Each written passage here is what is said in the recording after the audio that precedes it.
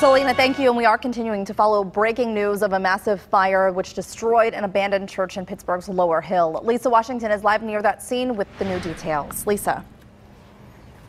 Heather, this is the old Miller Street Baptist Church here in the Lower Hill District, and now going into the third hour, actually about 3.5 hours. Firefighters have been on the scene working to put out the flames. Here you can see the ladder truck still extended, and that fire is still, actually the fire is under control, we're told, but you can see the firefighters are still putting some water on this structure.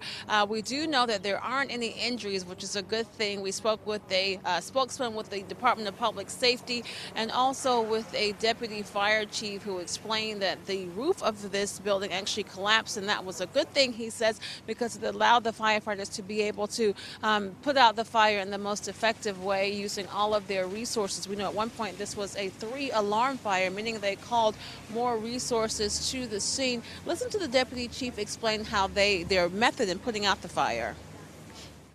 It was a real spectacular fire, but it wasn't going to catch anything else on fire.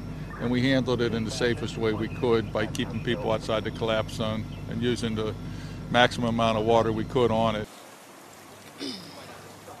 And that was the Deputy Fire Chief Mike Mullen speaking with KDKA earlier this morning. He says that one of the concerns was something that they were calling fire brands, like large embers that were blowing in the wind. He says they had to make sure crews were monitoring those so that nothing else caught on fire. But he says otherwise there weren't any issues. There was some concern with the bell tower that was burning for quite some time.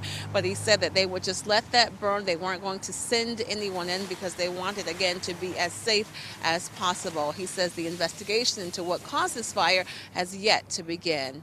We're reporting live this morning in the Lower Hill District. I'm Lisa Washington, KDKA-TV Morning News.